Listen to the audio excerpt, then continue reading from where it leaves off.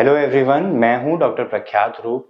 मैं Acura vision clinics रूप नेत्रालय मेरठ में कैटरैक्ट, कॉर्निया और रिफ्रैक्टिव सर्जरी यानी चश्मा हटाने के ऑपरेशंस का स्पेशलिस्ट हूं। आज हम लोग डिस्कस करने वाले हैं आप लोगों के इम्पोर्टेंट जो डिमांड वाले टॉपिक हैं उसके बारे में। हमें डिस्कस करना है कि चश्मा हटाने की लेटेस्ट टेक्निक्स क्या हैं और हम इनके पीछे की साइंस को समझेंगे।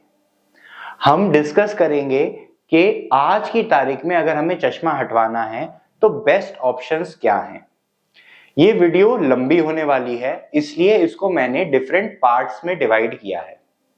अभी हम सबसे पहले पार्ट में ये डिस्कस करने जा रहे हैं कि चश्मा हटाने के जो लेजर्स हैं उनका एवोल्यूशन आज तक कैसे हुआ है, और ब्रीफ में यानी एक एक मिनट में हम समझेंगे कि क्या खूबियां रही हैं चश्मा हटाने के लेजर्स में डिफरेंट टेक्नोलॉजीज की।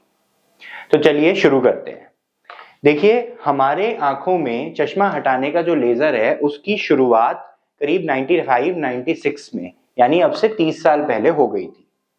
चश्मा हटाने के जो सारे ही लेजर्स हैं वो एक आंख की पुतली की शेप को बदलने का काम करते हैं। तो अगर हम देखें हमारी आंख को, तो हमारी आंख कुछ इस तरह से होती है, जिसके अंदर की आगे ये हमारी पुतली होती है, अंदर हमारा एक लेंस होता है और इन दोनों से जो लाइट आती है उसको पर्दे पर फोकस में लाया जाता है। तो बेसिकली चश्मा हमारी आंख को ये फोकसिंग में मदद कर रहा होता है। जब हमें चश्मा हटाना होता है तो हम लेजर करके इस पुतली की शेप को बदलते हैं ताकि ये सिस्टम सही हो जाए। जब सबसे पहला लेसिक आया था, लेसिक का टेक्निकल मतलब ही फ्लैप बनना होता है, ठीक है। तो लेसिक का मतलब सीधा सीधा है कि ये फ्लैप बेस्ड सर्जरी थी। इससे चश्मा हटाने के जो प्रोसीजर्स हैं वो बहुत ज्यादा पॉपुलर हो गए, क्योंकि ये नजर को 1-2 दिन में ही साफ कर देता था।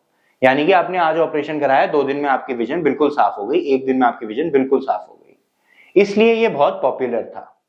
लेसिक को करने के लिए हम आंख की पुतली की मेजरमेंट्स करते थे थोड़े क्रूड इंस्ट्रूमेंट से, और फिर मशीन के नीचे पेशेंट को लिटाते थे जो उनकी पुतली की शेप को बदल देता था, जिससे नंबर हट जाता था। लेसिक की क्या कमियां थी? लेसिक की 2 कमियां थी। एक, लेसिक के अंदर नंबर कितना है, पावर कितनी है, ये हमें पता नहीं चलता था। तो हम अंदाजे से जो हमने कैलकुलेट किया वो ट्रीटमेंट कर देते थे। दूसरी, ट्रीटमेंट जो हमने किया वो एग्जैक्टली आंख में करेक्ट हो रहा है या नहीं, इसका पता नहीं चलता था।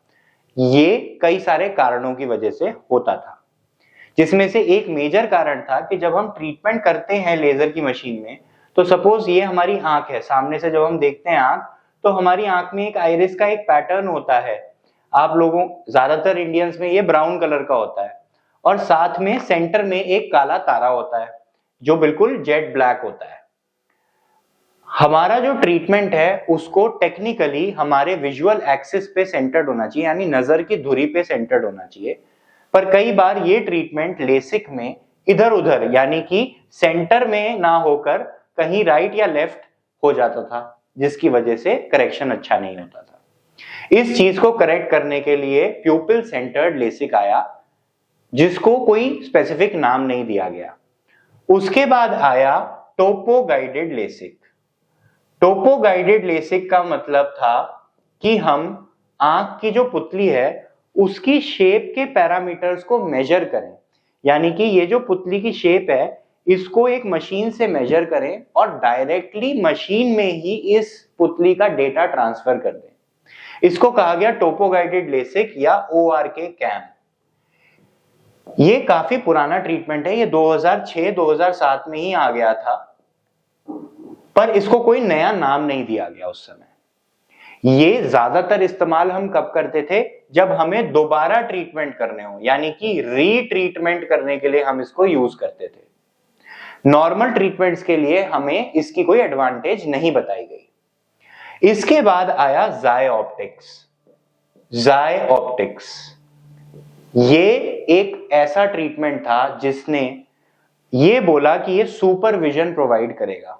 तो सुपरविजन का कॉन्सेप्ट यानी कि नॉर्मल व्यक्ति में जितनी नजर है 6/6 उससे भी बेहतर यानी 6/5 या उससे ज्यादा अच्छी नजर ये दे सकता है। सुपरविजन क्यों पॉसिबल था? क्योंकि ये ज़ायोप्टिक्स जो है ये वेव फ्रंट गाइडेड ट्रीटमेंट करता था। एक हुआ टोपो गाइडेड ट्रीटमेंट जिसमें पुतली के आगे की शेप मेजर हो रही है।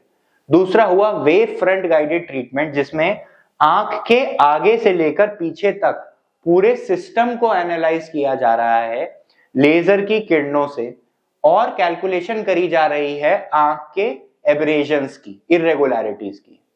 तो ज़ायोप्टिक्स ने ये wave front guided treatment start किया जिससे कि उन्होंने प्रॉमिस किया कि सुपरविजन मिलेगा। इसमें एक प्रॉब्लम ये आई कि आंख के अंदर जो हमारा ये कुदरती लेंस है और जो हमारा ये मीडिया है यहां से अंदर का पूरा, ये एज के साथ बदलता जाता है। इसकी इरेगुलरिटीज एज के साथ बदलती जाती हैं, जिसके वजह से अगर मैंने आज ये ट्रीटमेंट करा, ज़ायोप्टिक्स करा, तो कुछ समय बाद इसका जो इफेक्ट है वो डेट्रीमेंटल भी हो सकता है। यानी कि आज तो मैंने करेक्ट करा और ये हो गया बिल्कुल परफेक्ट 6/5, लेकिन कुछ समय बाद जब लेंस बदलेगा, जब आंख के अंदर का मीडिया बदलेगा या जब कैटरेक्ट सर्जरी की जरूरत पड़ेगी, तब ये जो चेंजेस मैंने आंख की पुतली में कर दिए, जो सारी आंख को देखते हुए मैंने 10 साल पहले कर दिए थे, वो आज खराब हो जाएंगे, आज ठीक नहीं लगेंगे और नजर जो है वो 6/5 नहीं हो पाएगी। इसीलिए वेव फ्रंट गाइडेड ट्रीटमेंट को अवॉइड कर दिया गया, इसको डिस्कार्ड कर दिया गया। इसके बाद फिर से टोपो गाइडेड ट्रीटमेंट का जमाना दोबारा से आया, जो कि कॉन्टूरा के नाम से सबसे पहले हमको बताया गया। कॉन्टूरा में क्या हुआ कि टोपो गाइडेड ट्रीटमेंट जो सिर्फ रीट्रीटमेंट्स के लिए यूज हो रहा था, अब उस ट्रीटमेंट को हम प्राइमरी ट्रीटमेंट की तरह से भी करने लगे। यानी कि हर व्यक्ति का हम ये ट्रीटमेंट पॉसिबली कर सकते हैं। फायदा क्या होगा? जिनकी आंख में ज्यादा इरेगुलरिटीज है, जिसको कहते हैं हायर ऑर्डर एब्रेशंस, वो करेक्ट होंगे।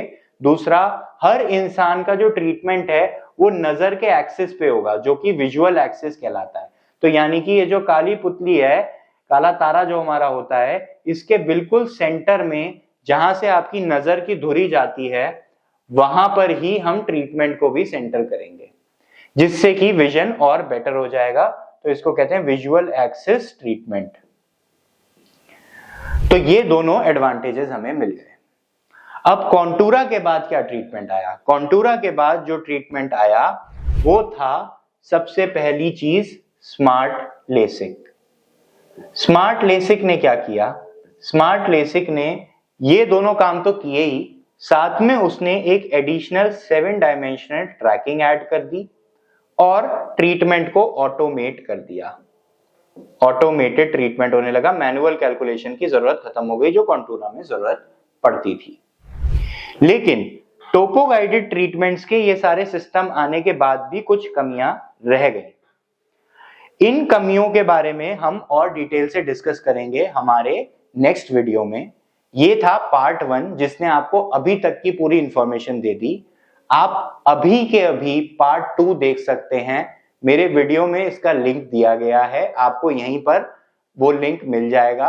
आप पार्ट 2 को जाके तुरंत देख लीजिए और इस वीडियो को कंटिन्यू करिए टू अंडरस्टैंड कि आज की तारीख में जो लेटेस्ट टेक्निक्स हम बात कर रहे हैं, जो है वेवलाइट इनोवाइज और श्विंड कस्टमाइज, ये क्या ट्रीटमेंट्स हैं और इनका क्या फायदा है।